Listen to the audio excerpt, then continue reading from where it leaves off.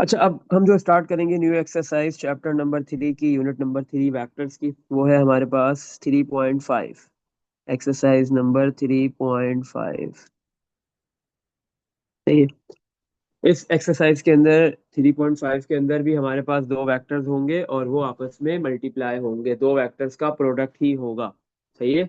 लेकिन इस बार जो है वो प्रोडक्ट होने के बाद इन दोनों वेक्टर्स क्या, तो रिजल्टेंट क्वांटिटी स्केलर नहीं आएगी बल्कि वेक्टर आएगी, वेक्टर क्वांटिटी आएगी।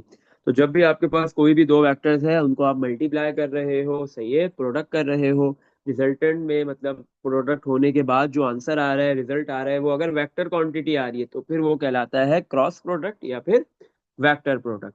तो इस एक्सरसाइज में हमने क्रॉस या वेक्टर प्रोडक्ट को पढ़ना है।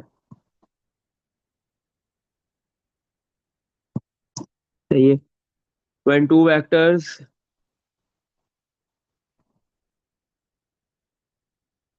are multiply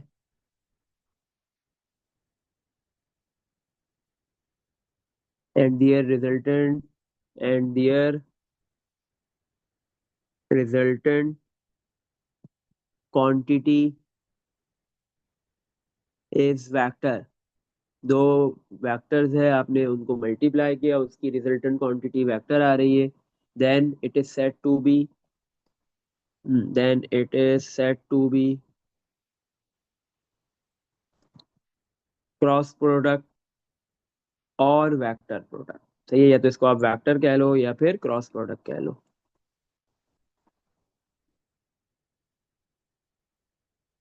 सही है। तो अब ये आपके पास जो है वो वेक्टर प्रोडक्ट है, तो दो वेक्टर्स के दरमियान में हम डॉट का साइन अब यूज नहीं करते, क्रॉस का साइन यूज करते हैं। सही है। आपके पास दो वेक्टर्स है, ये वेक्टर ए है, दूसरा वेक्टर आपके पास बी है। सही है। इन दोनों वेक्टर्स के बिटवीन थीटा एंगल बन रहा है। आप इन दोनों वेक्टर्स का क्या कर रहे हो, क्रॉस प्रोडक्ट। सही है।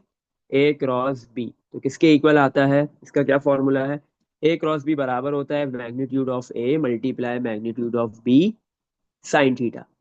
डॉट में क्या आता है, कॉस थीटा, क्रॉस में क्या आता है, साइन थीटा आता है। लेकिन बेटा एक चीज का ख्याल रखना है आपने, जब भी हम इधर इस क्वेश्चंस करते हैं क्रॉस प्रोडक्ट के, वेक्टर प्रोडक्ट के, तो ए बी साइन थीटा बिल्कुल ये वाला फॉर्मूला यूज करेंगे। लेकिन ये ए क्रॉस बी, अब मैं जब ए क्रॉस बी निकालूंगा, सही है, तो मेरे पास क्या है, ए एक वेक्टर है, बी दूसरा वेक्टर है, इन दोनों वेक्टर्स का क्रॉस प्रोडक्ट करूंगा तो आंसर में मेरे पास वेक्टर क्वांटिटी आएगी और फिर मुझे इसका मैग्नीट्यूड भी निकालना पड़ेगा। सही है।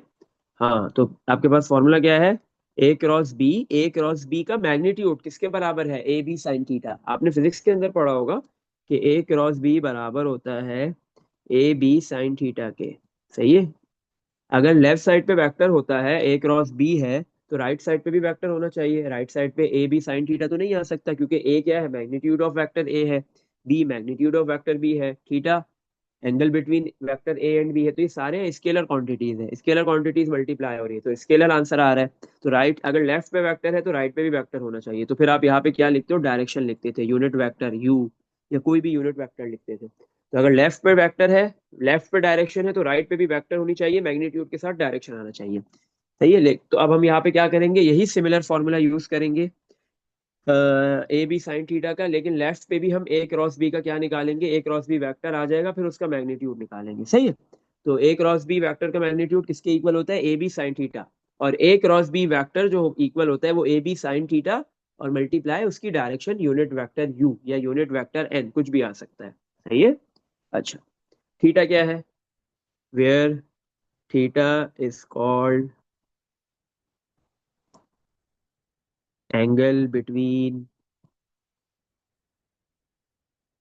To vectors. सही है। थीटा क्या है, आपके पास इन दोनों वेक्टर्स ए और बी के दरमियान में बनने वाला एंगल है। ब्रैकेट में लिख लो ए एंड बी। सही है। अगर वेक्टर्स यू और वी होंगे तो उन दोनों वेक्टर्स के दरमियान में बनने वाला एंगल आपके पास क्या होगा, थीटा होगा। सही है। अच्छा, चलो अब इसके क्वेश्चंस करते हैं, लेकिन उससे पहले बेटा हम कैसे निकालते हैं दो वेक्टर्स का क्रॉस प्रोडक्ट। सही है। दो वेक्टर्स का क्रॉस प्रोडक्ट निकालने के लिए दो मेथड्स हैं।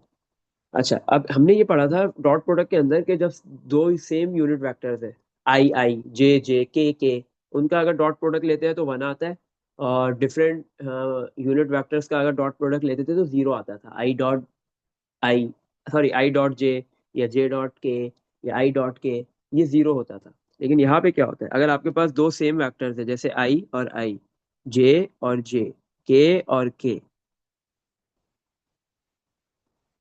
और आप उसका क्या कर रहे हो, क्रॉस प्रोडक्ट, तो इधर उल्टा है। सेम यूनिट वेक्टर्स का क्रॉस प्रोडक्ट वन नहीं होगा बल्कि जीरो होगा। तो ये वहां पे सेम का वन होता था, डिफरेंट का जीरो होता था। यहाँ पे सेम वेक्टर यूनिट वेक्टर्स का क्रॉस प्रोडक्ट क्या होता है, जीरो होता है, हाँ। और डिफरेंट यूनिट का क्या होगा, आई क्रॉस जे किसके बराबर होता है, के थर्ड के। यहाँ पे वन के बराबर नहीं होगा, क्योंकि आपके पास जब आप क्रॉस प्रोडक्ट करते हो दो वेक्टर्स का तो वेक्टर क्वांटिटी आती है। तो इसी तरह आप दो यूनिट वेक्टर्स का अगर क्रॉस प्रोडक्ट करोगे तो भी कोई स्केलर नंबर नहीं आएगा, कोई वेक्टर क्वांटिटी आएगी एक, सही है। तो वो क्या आता है, आई क्रॉस जे में के आता है, और जे क्रॉस के में क्या आता है, आई, सही है। और के क्रॉस आई में आपके पास क्या आता है, जे, सही है।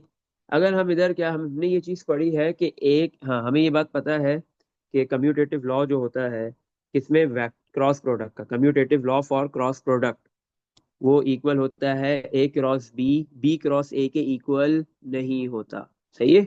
तो फिर किसके इक्वल होता है, आपके पास A cross B, B cross A के जब इक्वल होगा जब इन दोनों में से किसी एक का साइन नेगेटिव हो, सही है। एक पॉजिटिव तो दूसरा नेगेटिव होता है, A cross B minus B cross A के इक्वल होता है, सही है। एक पॉजिटिव होता है और एक क्या होता है आपके पास, नेगेटिव होता है, क्योंकि यहाँ पे जो है वो वेक्टर क्वांटिटीज आ रही है आंसर में, रिजल्ट में। तो डायरेक्शन मैटर करती है, एक की डायरेक्शन अगर लेफ्ट में आएगी तो दूसरे की राइट में आएगी, कभी भी सेम डायरेक्शन नहीं आ सकती, ओपोजिट आती है। अच्छा, तो आपके पास यहाँ पे क्या है, अगर आई क्रॉस जे के बजाय आप जे क्रॉस आई करोगे तो फिर यहाँ पे के आंसर नहीं बल्कि माइनस के आएगा। जे क्रॉस के अलावा अगर आप के क्रॉस जे करते हो तो फिर आई नहीं बल्कि माइनस आई आएगा। अगर के क्रॉस आई के अलावा अगर आप आई क्रॉस के कर दो तो फिर आपके पास जो है वो जे आंसर नहीं माइनस जे आएगा, सही। इन चीजों का ख्याल रखना है। अच्छा, तो अगर आप जो है वो सेम ऑर्डर में चलो, आई क्रॉस जे के, तो के आ गया, जे क्रॉस के करते हो तो आई आता है, के का आई, के क्रॉस आई करते हो तो जे आता है, सही है। तो कोई किसी भी दो का आप करते हो क्रॉस प्रोडक्ट दो यूनिट वेक्टर्स का तो थर्ड वाला आता है, ये चीज याद रखनी है।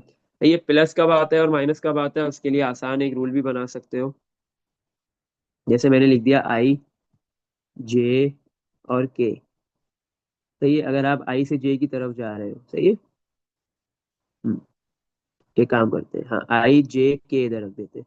अगर आप काउंटर क्लॉकवाइज डायरेक्शन में जा रहे हो, आई क्रॉस जे कर रहे हो, तो आपके पास थर्ड वाला आएगा के, सही है। प्लस में, ये प्लस में चल रहा है। आई क्रॉस जे करोगे के आएगा, जे क्रॉस के करोगे आई आएगा, के क्रॉस आई करोगे तो आपके पास क्या आ जाएगा, जे आ जाएगा, प्लस में आ जाएंगे, सारे प्लस के आएंगे, सही है। देख लो ऐसे ही बन रहा है। अब यही है बिल्कुल, आई और जे और के। अब आप डायरेक्शन चेंज कर दो, काउंटर क्लॉकवाइज के बजाय क्लॉकवाइज कर दो, आई क्रॉस के कर लो, तो आपके पास जो है वो जे आएगा लेकिन प्लस का नहीं माइनस का। के क्रॉस जे करोगे तो भी आपके पास आई आएगा लेकिन माइनस का आएगा, जे क्रॉस आई करोगे तो भी आपके पास के आएगा लेकिन माइनस का आएगा, सही है। तो एक डायरेक्शन में चल लो आप, एक पॉजिटिव रख लो क्लॉक काउंटर क्लॉकवाइज को, और क्लॉकवाइज क्या हो गई, नेगेटिव, सही। अच्छा, तो आप ऐसे याद रख सकते हो कि कब पॉजिटिव आ रहा है और कब नेगेटिव आ रहा है, सही। इसमें देख लो बेटा, यहाँ तक कुछ पूछना है। हम्म। चलो नेक्स्ट क्वेश्चन, अब क्वेश्चन स्टार्ट करते हैं इसके। क्वेश्चन नंबर वन है हमारे पास, सबसे पहले क्वेश्चन वन में क्या बोल रहा है।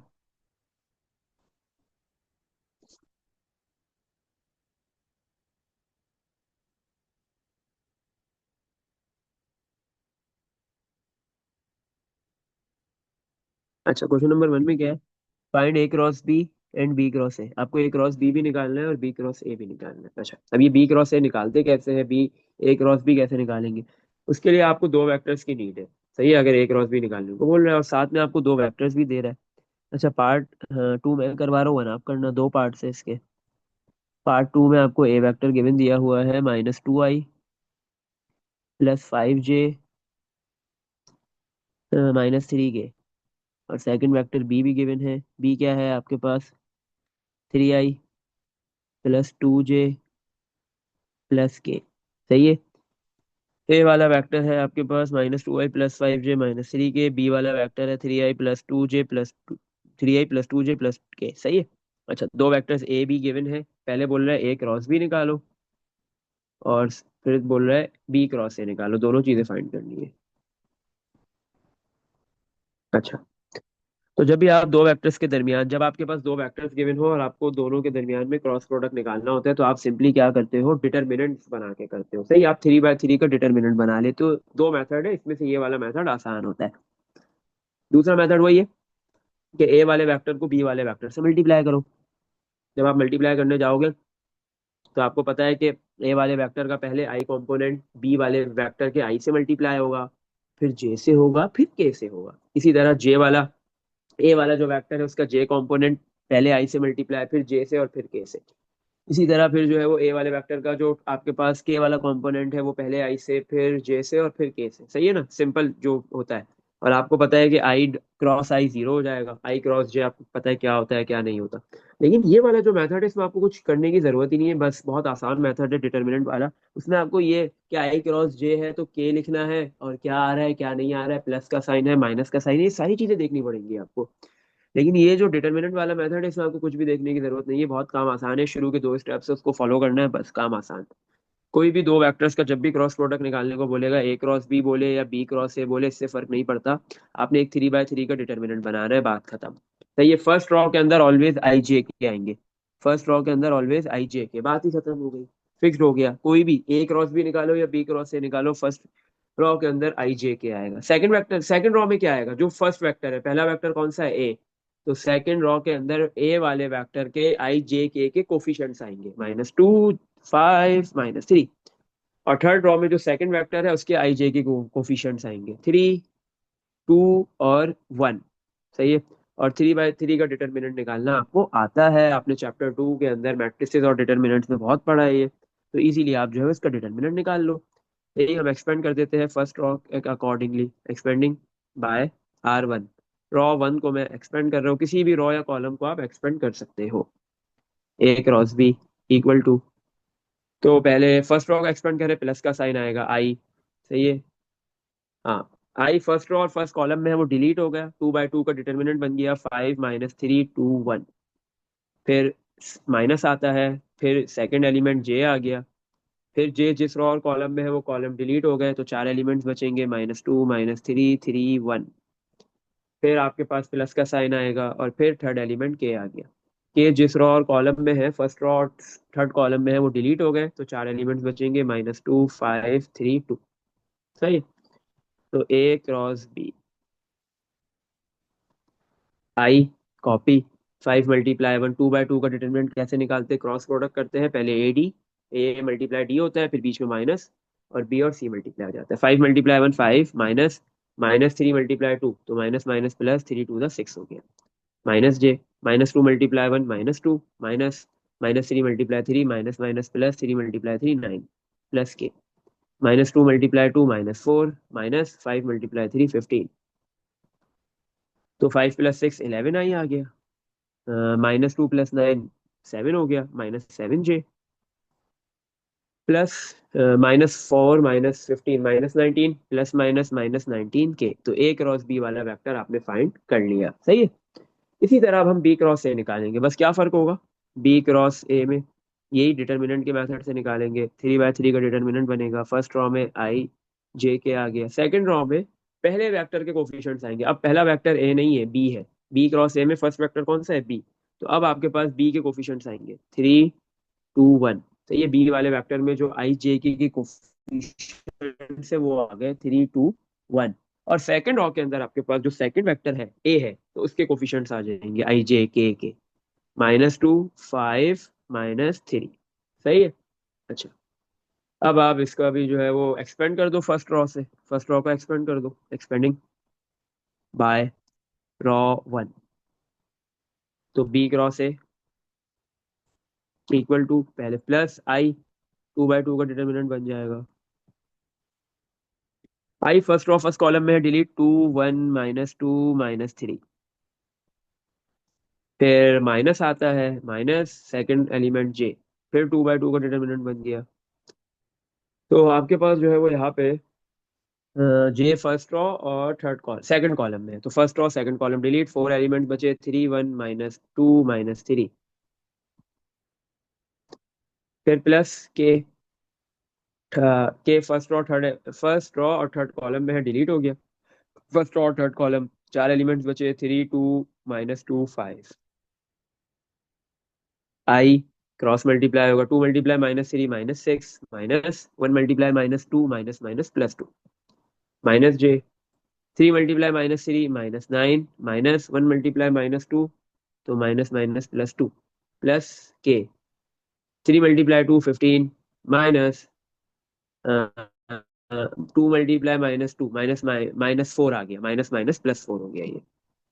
तो -6 + 2 -4 आई हो गया। -9 + 2 -7 -7 × -j हो गया। और फिर एक मिनट,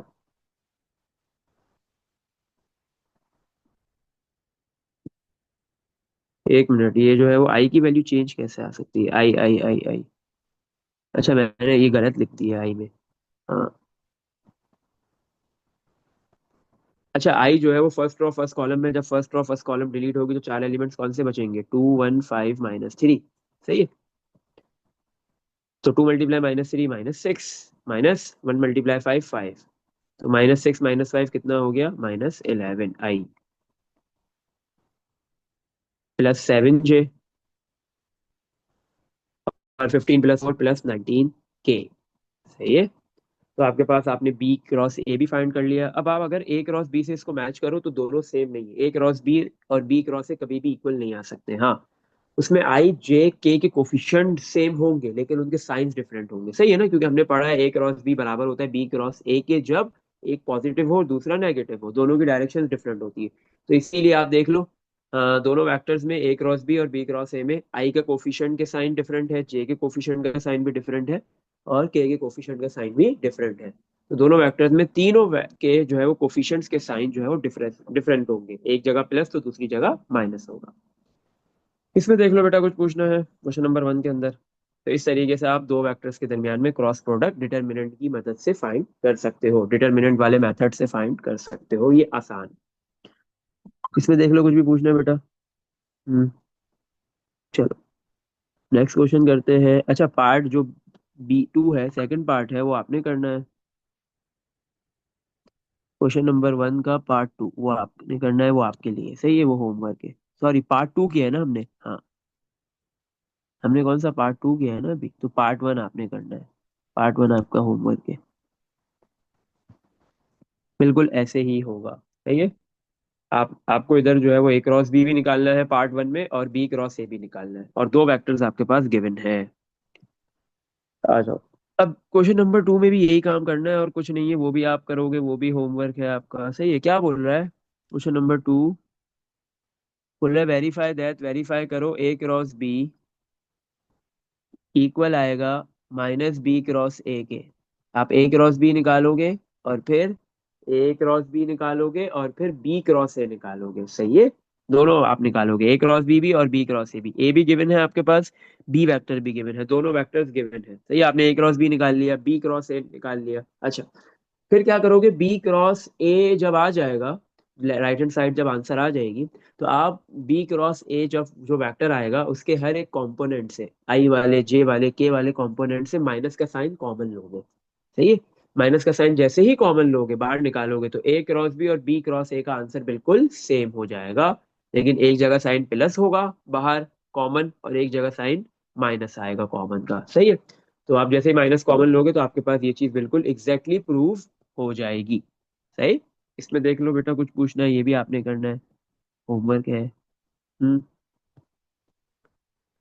चलो क्वेश्चन नंबर 3 करते हैं। क्वेश्चन नंबर 3 क्या बोल रहा है? क्वेश्चन 3 के अंदर फाइंड अ यूनिट वेक्टर, आपने यूनिट वेक्टर फाइंड करना है which is orthogonal to both the vectors. एक यूनिट वेक्टर फाइंड करो, हम लेट कर लेते हैं, जो यूनिट वेक्टर निकालना है वो n है।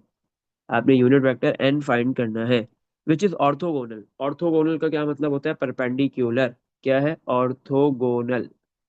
एक बार फिर से ये वाला वर्ड यूज हो रहा है, ऑर्थोगोनल। Orthogonal means perpendicular.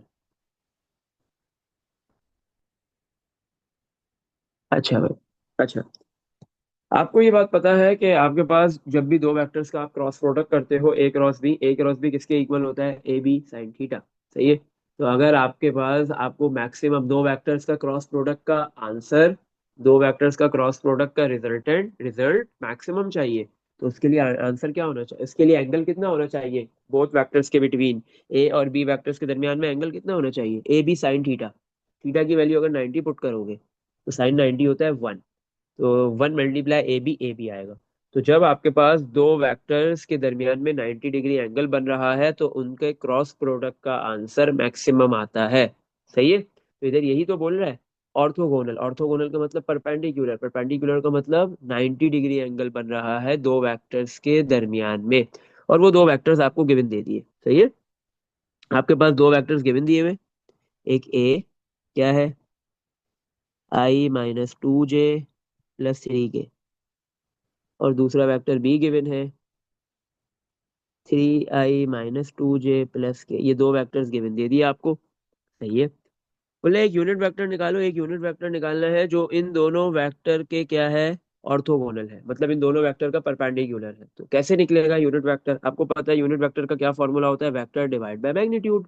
ठीक है, जो यूनिट वेक्टर आपने फाइंड करना है वो इन दोनों वेक्टर्स के साथ कितना एंगल बना रहा है, 90 डिग्री का। इसका मतलब आपने सबसे पहले इन दोनों वेक्टर्स का क्रॉस प्रोडक्ट लेना है, ए क्रॉस बी निकालना है। और फिर जैसे ही इस ए क्रॉस बी के मैग्नीट्यूड से आप ए क्रॉस बी वाले वेक्टर को डिवाइड करोगे तो आपके पास यूनिट वेक्टर आ जाएगा। और ये यूनिट वेक्टर इन दोनों वेक्टर्स के साथ क्या होगा, परपेंडिकुलर होगा। सही है, तो जब भी आपको बोले यूनिट वेक्टर निकालो, ऑर्थोगोनल है या परपेंडिकुलर है, दो वेक्टर्स गिवन दे दे, तो सिंपली आप सबसे पहले उन दोनों वेक्टर्स का क्रॉस प्रोडक्ट करोगे। फिर जो क्रॉस प्रोडक्ट का आंसर आ जाएगा उसका मैग्नीट्यूड निकालोगे, और फिर उस वेक्टर को डिवाइड बाय मैग्नीट्यूड करोगे, आपके पास यूनिट वेक्टर आ जाएगा। अब एक क्रॉस भी सबसे पहले फाइंड करते हैं, फिर उसका मैग्नीट्यूड। इसको मैंने इक्वेशन नंबर 1 का नाम दे दिया, और फिर इन वैल्यूज को हम इक्वेशन नंबर 1 के अंदर पुट करेंगे। सही है, चलो आ जाओ ये करते हैं। सबसे पहले एक क्रॉस भी निकालेंगे। एक क्रॉस भी कैसे निकलेगा, डिटर्मिनेंट बन गया 3/3 का। फर्स्ट रॉ में I j k, second raw में फर्स्ट वेक्टर है ए। ए का आप क्या लोगे, हाँ, ए के मतलब ए वाले वेक्टर के जो है वो I j k के कोफिशिएंट्स लिखोगे यहाँ पे। सही है, क्या कोफिशिएंट्स आएंगे आपके पास, हाँ, ए वाले वेक्टर में आई का कोफिशिएंट है 1, जे का कोफिशिएंट है -2, के का कोफिशिएंट है 3। फिर थर्ड रॉ के अंदर बी वाले वेक्टर के आई जे के कोफिशिएंट्स आएंगे। बी वाले वेक्टर में आई का कोफिशिएंट है 3, जे का कोफिशिएंट है -2, के का कोफिशिएंट है 1। सही है, A cross B equal to, अच्छा अब हम यहाँ पे क्या करेंगे, इस डिटरमिनेंट में एक्सपेंड कर देंगे। डिटरमिनेंट को किसको एक्सपेंड कर दो, किसी भी एक रॉ को या कॉलम को एक्सपेंड कर दिया, एक्सपेंडिंग बाय R1, रॉ 1 से एक्सपेंड कर रहे हैं। तो A cross B equal to plus I first row first column में है, first row first column delete, चार एलिमेंट्स बचे -2 3 -2 1, -j। जे जो है वो फर्स्ट रॉ सेकंड कॉलम में है, first raw second column delete, four elements बच रहे हैं 1 3 3 1 प्लस के।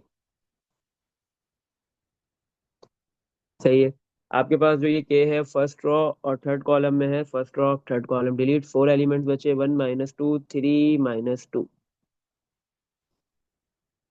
तो आई -2 × 1 -2, -3 × -2 तो माइनस माइनस प्लस 6 हो गया, -j 1 × 1 -3 × 3 9 प्लस के 1 × -2 माइनस फॉर्मूले का -2 × 3 -6, तो माइनस माइनस प्लस 6 हो गया।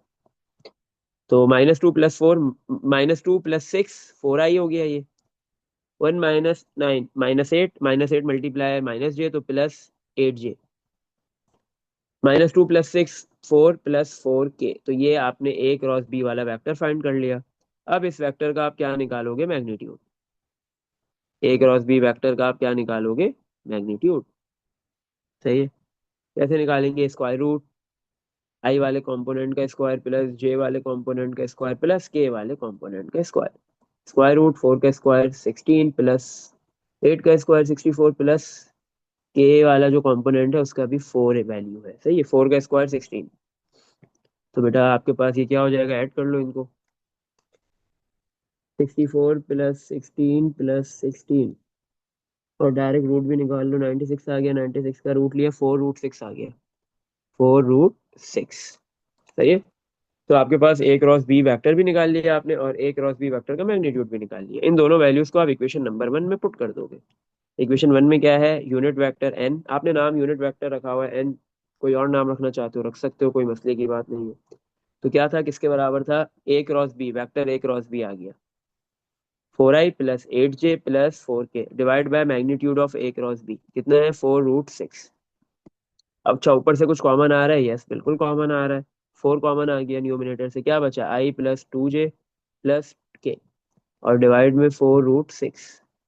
तो 4 से 4 कैंसिल, तो यूनिट वेक्टर क्या आ गया आपके पास, i + 2j + 6 + k और डिवाइड में √6। तो आपके पास ये यूनिट वेक्टर की वैल्यू आपने फाइंड कर ली, जो दो गिवन वेक्टर्स ए और बी पे क्या है, परपेंडिकुलर है। इसमें देख लो बेटा, कुछ पूछना है, ये इंपॉर्टेंट क्वेश्चन है, ये पेपर में दे सकता है। इस क्वेश्चन के अंदर देख लो, क्वेश्चन नंबर 3 में कुछ भी पूछना है। हम्म। सर। आइए समझ। चलो आज हम इस एक्सरसाइज को यहीं तक रखेंगे, बाकी इंशाल्लाह नेक्स्ट क्लास में